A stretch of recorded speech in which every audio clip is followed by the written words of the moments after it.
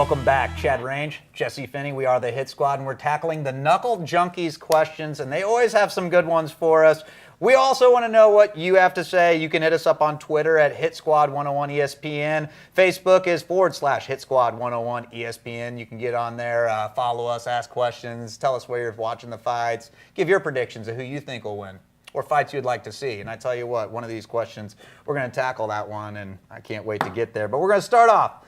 This one's from the Knuckle Junkies. With his dirty boxing, wrestling, and game planning, is Cain Velasquez the new and improved Randy Couture? I think you're asking this question. It's a pretty question that I think you already know the answer here. I got to tell you, I think that he is beyond. He's beyond. From what you said. Yeah, I think he's the best heavyweight of all time. I really do. I think that he's got the whole package. He's an athlete. He can wrestle. He can box. He can kickbox. He's got good jiu-jitsu. Got great submission defense. And I got to tell you something. His dirty boxing is nasty. And they say, oh, well, he held him against the cage too much. Man, it's called mixed martial arts. If you can't get off the cage, then you know what? You probably shouldn't be doing mixed martial arts. So I loved Cain Velasquez. Is he the new Randy Couture? I think yes, he is the new Randy Couture. But I think he's actually the new improved Randy Couture. But you know what? That's everything, man. Everything in mixed martial arts and is getting better. Everybody, technology is getting better. So everything's going to get better. He is the new Randy Couture. He's the better and new improved Randy Couture. That's in all sports, and I think you can really see it because MMA is just like in its infancy. Right. You know what I mean? LeBron, they're saying he's, maybe better than Jordan. And you're going to continue to see that as these athletes continue to grow. And I tell you what, Cain Velasquez, who is a threat to Cain at this point? The only person that's a threat to Cain Velasquez I see right now is Cain Velasquez. If he goes if he goes out there, he goes and gets lazy, or I don't see that happening. I mean, goes out and gets lazy, or he ends up getting caught by a stupid punch like what he did with. And that happens in the heavyweight, especially. Yeah, absolutely. Especially in the heavyweight. I mean, the new threat to him, man. The new threat to him is Daniel Cormier, that's going to 205. So I mean, right now I don't really see there being a big threat to Cain Velasquez right now. Do you have anyone you'd like to see him fight? Or I would like to actually see him.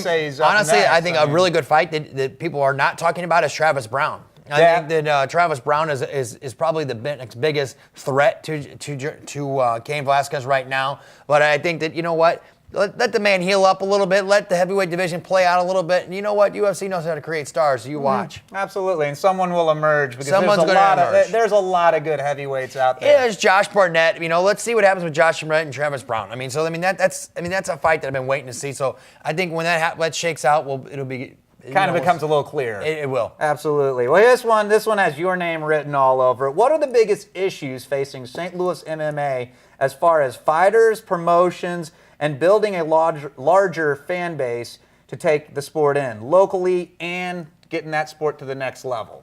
Interesting.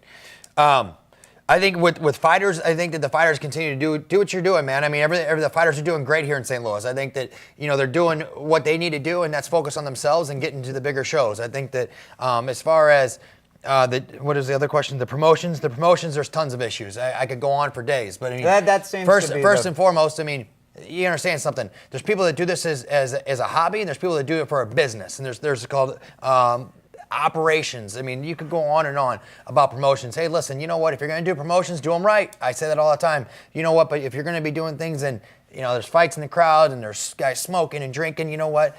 It's not what I'd bring my wife to, or you would want to bring someone. Oh, here's mixed martial arts. Well, you know what? That might be that first person's experience of mixed martial arts, and they go to some fights, and I'm not going to throw anybody under the bus right now, but. And then they go, and you know what? They're not going back, man. You know what? I mean, ultimately, they're not going back. They're not bringing their kids back. Everyone's got to feel welcome, And there's all kinds of issues. I don't think I can actually say this on air because I think I'll probably get fired by ESPN if you really want to know the truth. And I don't want to throw anybody under the bus. But if you know what, just step your game up, and I think all things will fall into place.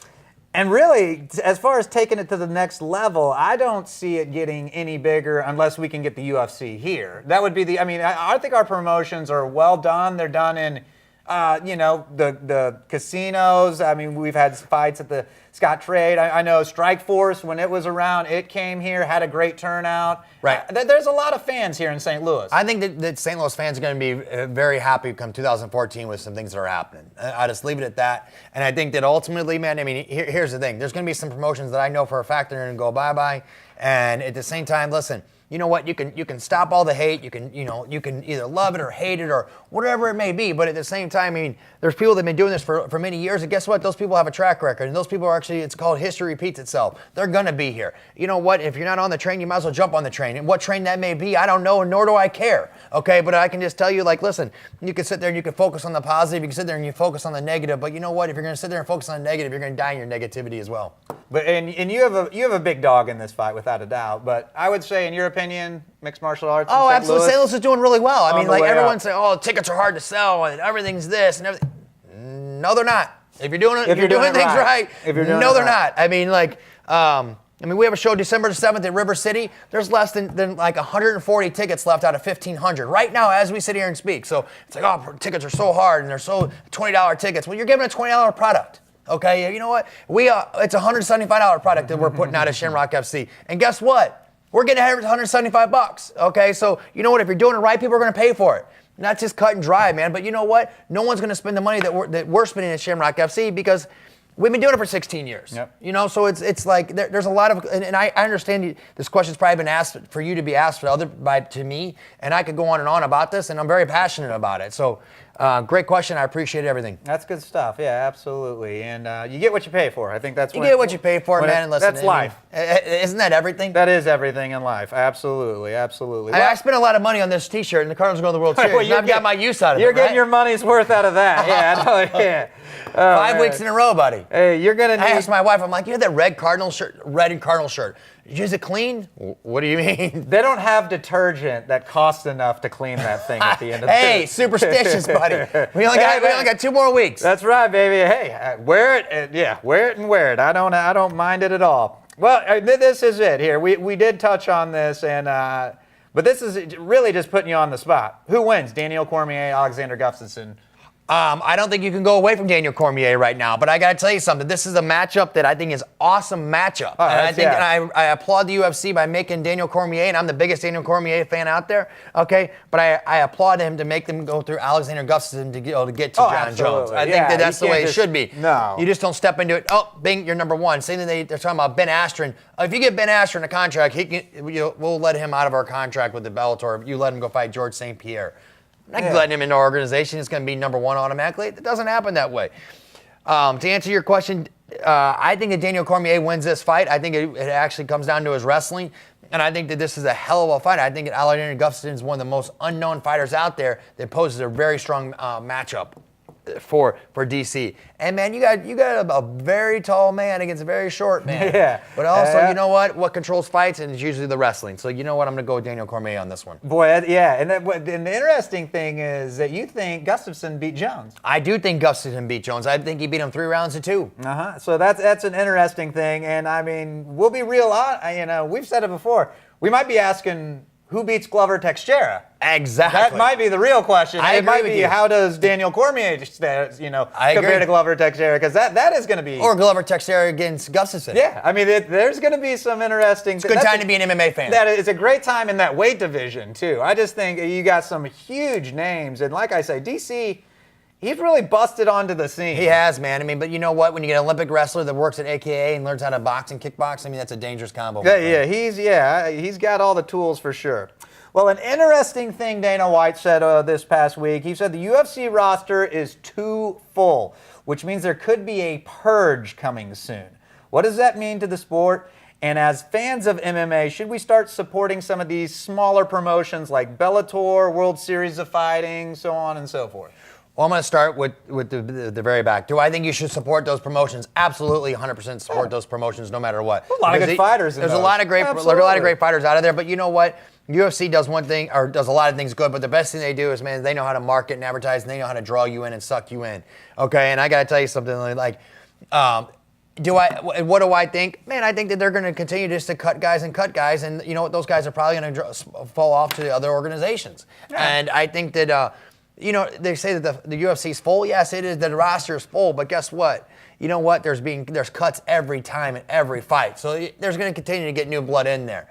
I hope to see some more St. Louis guys in here really soon. And I think that long term, do I think it's going to end up hurting mixed martial arts because they're cutting. No, they're only going to make it better. Absolutely. Okay, and I also think that there's some big news coming out of the UFC here probably in 2014 about getting some other organizations involved.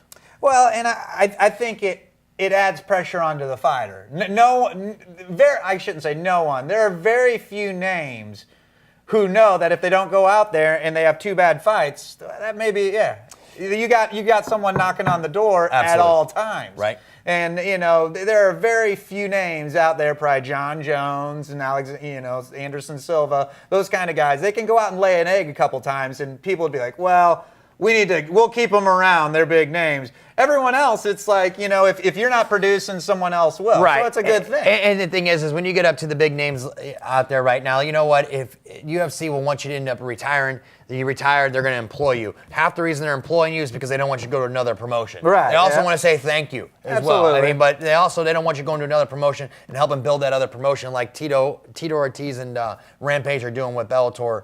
I think it's next weekend. Oh, absolutely. So I mean, it's a double edged what the UFC's doing here, and I think they're doing a great job because listen, at the end of the day, they don't have to do this. They don't have to employ you.